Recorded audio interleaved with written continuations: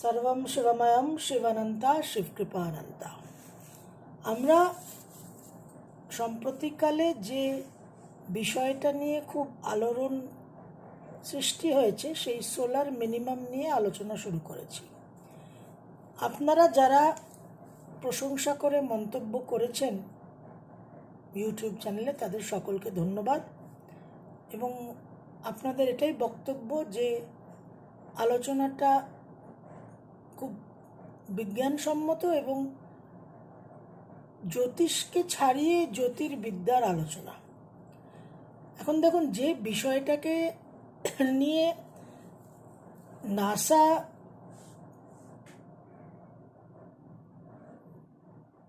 পর্যবেক্ষণ করে, নাসার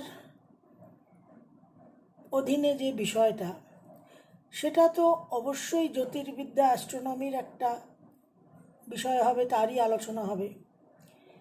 এবং সবসময় যেটা আমি বলি যে আমি রাশিফল জ্যোতিষী নই। আমি যদি রাশিফল জ্যোতিষী হতে পারতাম তাহলে আমার জীবন অত্যন্ত সহজ সরল, খুব মসৃণ হয়ে যেত, এবং আপনাদের ভাগ্যেও আরেকজন জুটে যেত আপনাদের জীবনকে ছন্নছাড়া করার জন্য। তো সোলার মিনিমাম বিষয়টা যেহেতু মহাজাগতিক, concerning the solar system, the cosmic radiation, geomagnetic issues ইত্যাদি ইত্যাদি, সুতরাং সেই আঙ্গিকেই কিন্তু আলোচনা করতে হবে। তো আজকে আমরা কিছু তথ্য, কিছু পরিসংখ্যান দেখব, যেখান থেকে আমরা বোঝার চেষ্টা করব যে এই সৌরমণ্ডলে, এই মহাজাগতিক স্তরে যে বিভিন্ন ঘটনা ঘটে, তার সঙ্গে আমাদের পৃথিবীর যে ঘটনাক্রম, তার কোনো যোগসূত্র আমরা পাই কি না, পেলে ইতিহাসে তার কি তথ্য নথিভুক্ত করা আছে, এবং পরবর্তীকালে আমরা একদম অ্যাস্ট্রোলজিক্যাল যে কানেকশনটা, যে আমাদের সৌরমণ্ডলের যে গ্রহগুলো আছে, চন্দ্র, মঙ্গল, বুধ, শুক্র, বৃহস্পতি, শনি, এদের, এই গ্রহদের কি ভূমিকা এই সোলার মিনিমাম বিষয়টার মধ্যে, এই সোলার মিনিমামের সঙ্গে চন্দ্র, মঙ্গল, বুধ, শুক্র, বৃহস্পতি, শনির কোনো সম্পর্ক আছে কিনা, সেটা নিয়েও আমরা একটু অ্যাস্ট্রোলজিক্যাল আলোচনাও করব। কিন্তু আজকে আমরা দেখব যে ইতিহাসে আমাদের পরিসংখ্যান, স্ট্যাটিস্টিক্স কি বলছে। একটা বিষয় যেটা খুব স্ট্রংলি আমরা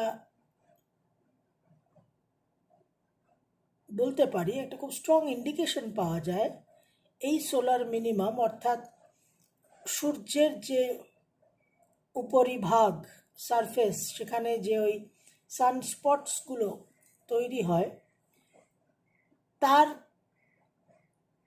এই সৌরক্রিয়ার, এই সোলার অ্যাক্টিভিটির যখন আমরা রিডাকশন দেখি আর যখন বৃদ্ধি দেখি, এই দুটো সময় আমরা কি কি টেরেস্ট্রিয়াল ইভেন্টস পেয়েছি ইতিহাসে। তো একটা জিনিস এস্টাবলিশড হচ্ছে যে সোলার অ্যাক্টিভিটি, সানস্পট যখন কম, তখন কিন্তু বড় মাপের ভূমিকম্প রেকর্ড করা হয়েছে, দেখা গেছে।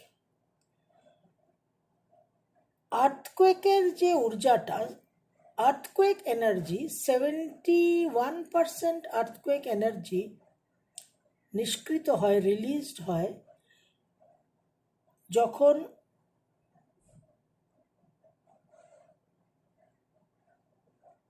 এই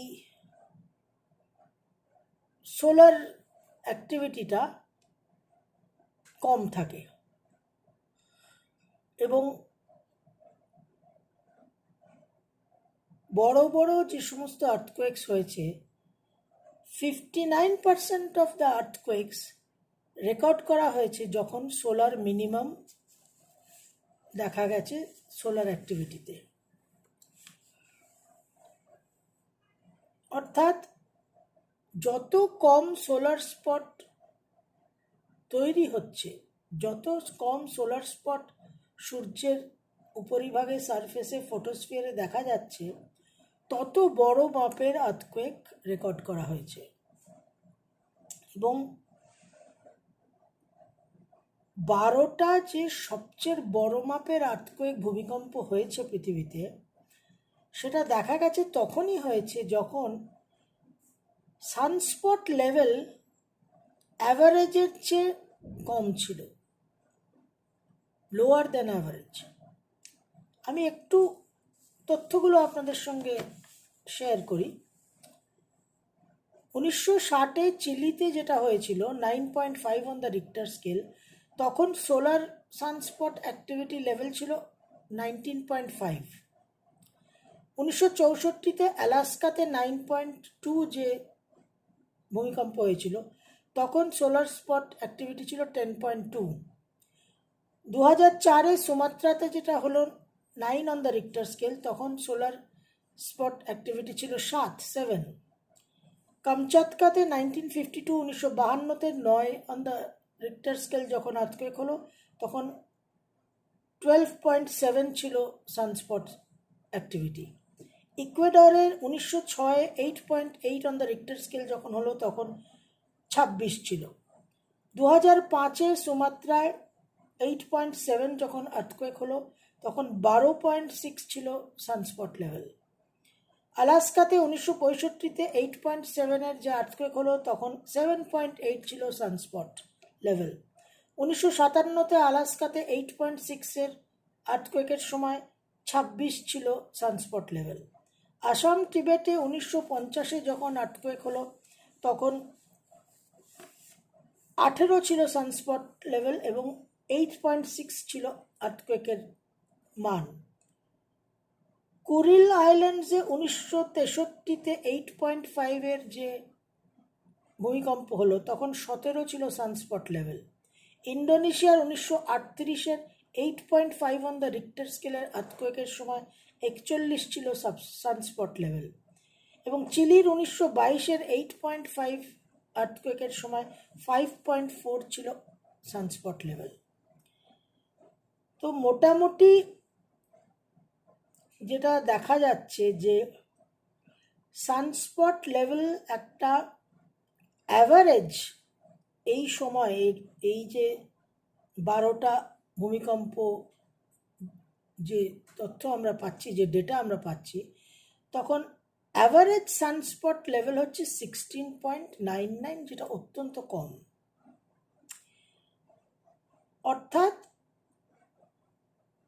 সোলার অ্যাক্টিভিটি যখন কম, উইক সোলার অ্যাক্টিভিটি যখন দেখা যাচ্ছে, তখন ভূমিকম্প সেজমিসিটি ইনক্রিজ করছে। ক্লিয়ার কোরিলেশন, একেবারে পারস্পরিক সম্পর্ক সুস্পষ্টভাবে দৃঢ়ভাবে এখানে প্রতিষ্ঠিত হচ্ছে। এবং আরও অন্যান্য জায়গাতেও অনেক তথ্য আমরা পেয়েছি, সেটাও একটু চট করে আপনাদের সঙ্গে আলোচনা করি। যে ইংল্যান্ডের দক্ষিণ ভাগে, সাদার্ন ইংল্যান্ডে 1762 থেকে 1810 এই সময় কোনো আর্থকোয়েক হয়নি। সোলার অ্যাক্টিভিটি ম্যাক্সিমাম ছিল, এই সানস্পট ম্যাক্সিমাম ছিল, শীর্ষে ছিল। 1897 থেকে 2000 একটি মাত্র আর্থকোয়েক ভূমিকম্প হয়েছিল, সেটাকে বলা হয় মডার্ন ম্যাক্সিমাম। 2001 থেকে 2001 অনওয়ার্ডস অনেক বেশি আর্থকোয়েক হয়, তখন সোলার মিনিমাম শুরু হয়। এবং একমাত্র সারেতেই, ইংল্যান্ডের সারেতেই যখন লো সানস্পট দেখা গেছে তখন 8খানা ভূমিকম্প হয়েছে। তো এই তথ্য থেকে একটা পরিষ্কার চিত্র পাওয়া যায়। দেখুন, এগুলো জ্যোতিষটা বিজ্ঞানসম্মত নয়, এই তথ্যের সঙ্গে এই তথ্য যোগ করাটা এটা অনেকটা আরবিটারি, এটা র্যান্ডাম, এটা মানে এর মানেই যে আবার ভবিষ্যতে এরকম হবে তা নয়। এইভাবে অহেতুক তর্ক না করে এখান থেকে আমরা একটা সতর্ক বাণীকে ধরে নিতে পারি, যে সাবধানের মান নেই, একটা সতর্ক বাণী। এবং সবসময় সেলেস্টিয়াল ইভেন্টস, আমাদের সৌরমণ্ডলে যে সমস্ত গ্রহগত সন্নিবেশ হয় সেখান থেকে আমরা বোঝার চেষ্টা করি, অ্যাস্ট্রোলজি সেটাই, মানডেন অ্যাস্ট্রোলজি বিশেষ করে সেটাই নির্ধারণ করার প্রয়াস করে যে পৃথিবীতে আবহাওয়ার কোনো পরিবর্তন হবে কিনা, পৃথিবীর অর্থনীতি কীরকমভাবে প্রভাবিত হবে, পৃথিবীর ইতিহাস, পৃথিবীর রাজনীতি, পৃথিবীর অর্থনীতি, এই সমস্ত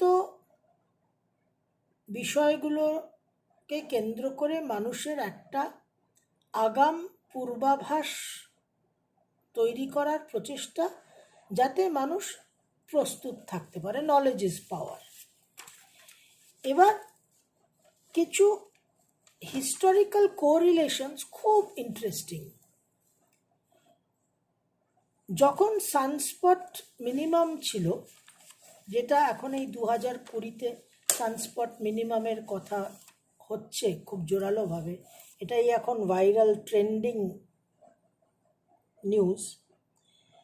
1783-তে যখন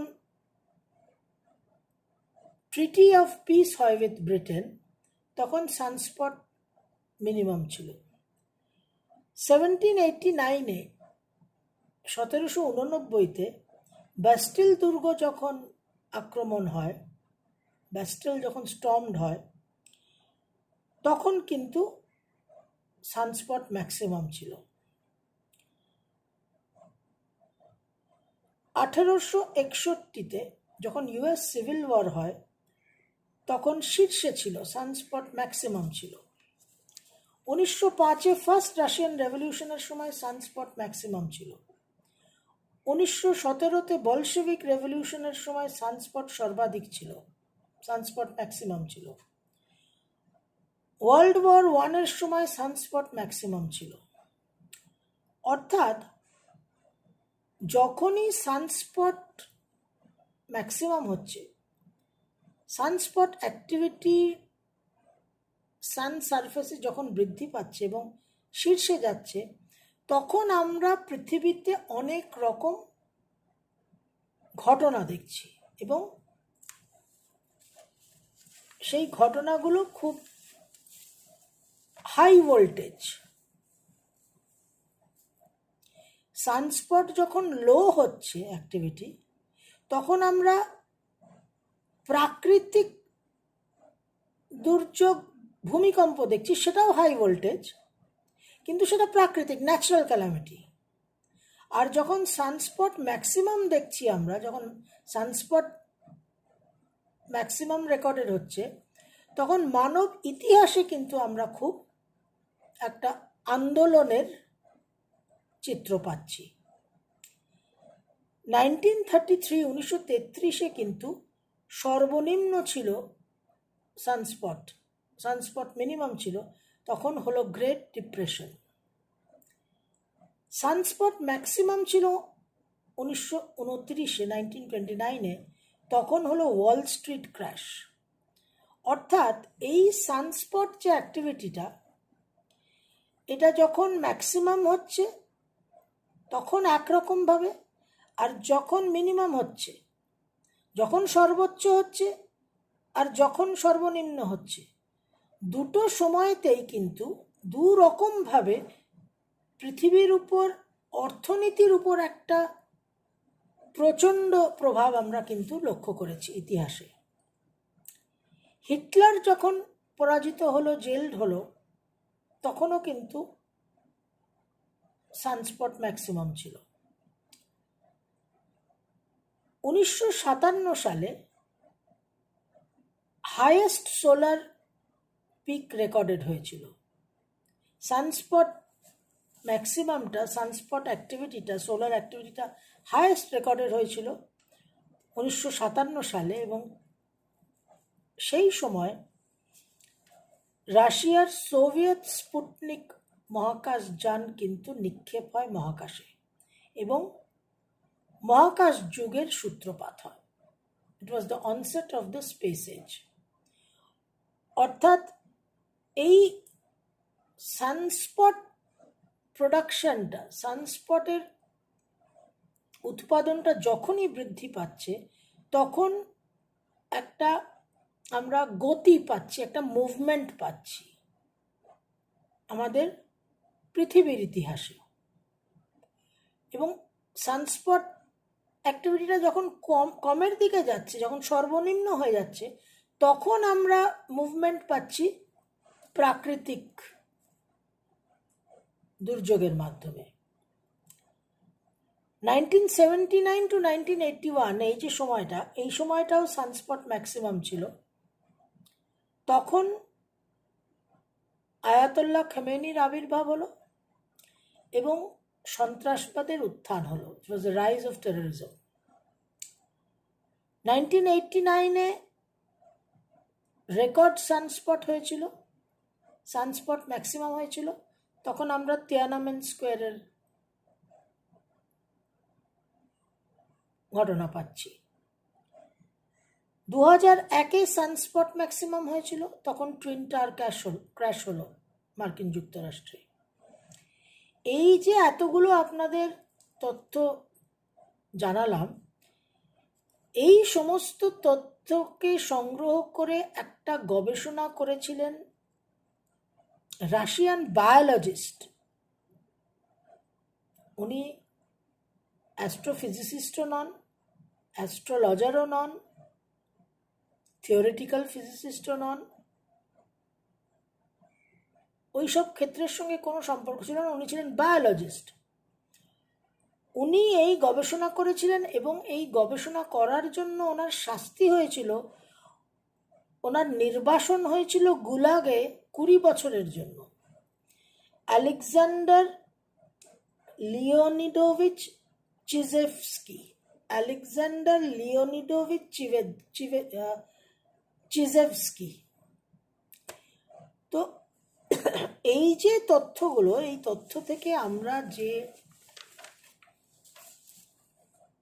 আন্ডারস্ট্যান্ডিংয়ে আসতে পারি, the conclusion that we can arrive at, সেটা হচ্ছে যে সানস্পট অ্যাক্টিভিটি, সূর্যের সারফেসে ওই যে গাঢ় এবং শীতল ক্ষেত্রগুলো তৈরি হচ্ছে, কারণ সূর্যের উপরিভাগে ফটোস্ফিয়ারে একটা চুম্বকীয় ক্ষেত্র খুব তীব্রভাবে গঠন হচ্ছে, ইন্টেন্স ম্যাগনেটিক ফিল্ড ক্রিয়েটেড হচ্ছে। সেই কারণে সূর্যের ভিতর থেকে সূর্যের বাইরে অবধি, সারফেস অবধি গরম বাষ্প আসতে পারছে না। সুতরাং পারিপার্শ্বিক ক্ষেত্রের তুলনায় কিছু কিছু জায়গা শীতল হয়ে যাচ্ছে। তো ওই যে সানস্পটগুলো যখন তৈরি হচ্ছে কম বা তৈরি হচ্ছে বেশি, তখন আমরা পৃথিবীতে, প্ল্যানেট আর্থে একটা প্যাটার্ন পাচ্ছি। সে প্যাটার্নটা সানস্পট যখন সর্বনিম্ন তখন একরকম, আর সানস্পট যখন সর্বোচ্চ তখন আরেক রকম। তো এই প্যাটার্নটাকে আমাদের স্টাডি করা দরকার এবং এই প্যাটার্নটাকেই কেন্দ্র করে আমাদের কিছু সাবধানতা অবলম্বন করা এবং কিছু আন্ডারস্ট্যান্ডিং, এই যে বিশেষ করে ইকোনমি, এখন এই যে ইকোনমির জায়গাটা, এই ইকোনমির তো আমাদের করোনার কারণে এমনিতেই বিধ্বস্ত। সারা বিশ্বের সমস্ত অর্থনীতিবিদরা বলছেন যে একটা তলানিতে যাবে অর্থনীতি। তো সেটা তো পরিস্থিতিটা, গ্রাউন্ডটা তৈরি হয়েই আছে। এবার সেখানে এই যে 24th সাইকেল, সানস্পট সাইকেল, এটা যখন সোলার মিনিমামটা গিয়ে যখন একদম সর্বনিম্ন জায়গায় গিয়ে ঠেকবে ডিসেম্বর 2020-তে, তখন এই অর্থনীতির উপর চাপটা আরও বৃদ্ধি পাবে। এবার করোনার দাক্ষিণ্যে আমাদের অলরেডি যে ধ্বংসলীলাটা চলছে এবং অর্থনীতি যেভাবে প্রভাবিত হয়ে আছে, এই সোলার মিনিমামের আমরা যে তথ্যটা পাই, যে পরিসংখ্যানটা আমরা পাচ্ছি, 1933-এর যে গ্রেট ডিপ্রেশন, যখন সোলার মিনিমাম ছিল, এই ইনফ্লুয়েন্সটা, এই ঘটনাটা আরও জোরালো করতে পারে অর্থনৈতিক বিপর্যয়কে।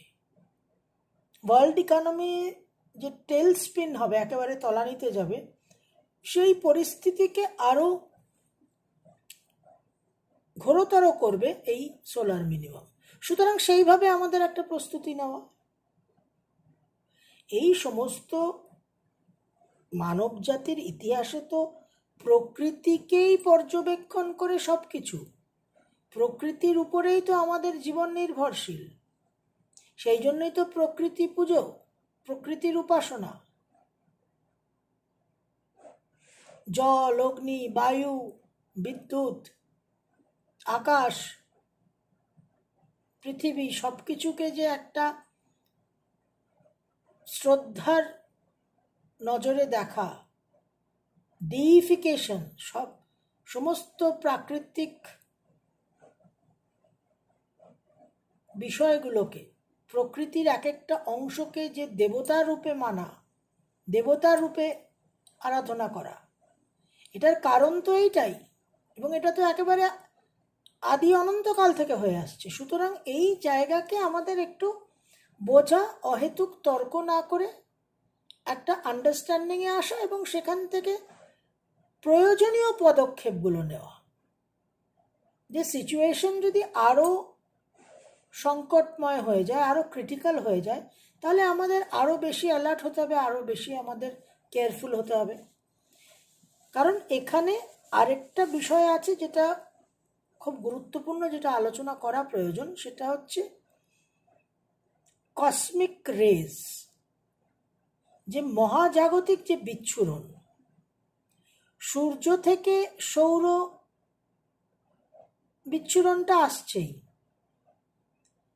ইলেকট্রোম্যাগনেটিক স্পেকট্রামের মধ্যে যে আলো আমরা দেখি, ভিজিবল লাইট, যে ইনফ্রারেড, যে আল্ট্রাভায়োলেট রেজ, এইগুলো এই তিনটে বেশি আসে সূর্য থেকে। কিন্তু সূর্যের মধ্যে সবই আছে, গামা রেও আছে, মাইক্রোওয়েভও আছে, সবই আছে, এক্সরেও আছে, কিন্তু এই তিনটে বেশি আসে। এবার এটা সূর্য থেকে আসছে, কিন্তু সোলার সিস্টেমের বাইরে আমাদের যে গ্যালাক্সি, আমাদের যে বিশ্বব্রহ্মাণ্ড, যেখানে এত বড় বড় গ্যালাক্সি আছে, তো বড় বড় স্টার্স আছে, নেবুলা আছে, তাদের যে প্রতিনিয়ত সব নানান রকম রিয়াকশন হচ্ছে, বিস্ফোরণ হচ্ছে, সেখান থেকে যে কসমিক রে, মহাজাগতিক রশ্মি উৎপন্ন হচ্ছে, তার যে বিচ্ছুরণ, সেই বিচ্ছুরণের একটা বিশেষ প্রভাব আছে।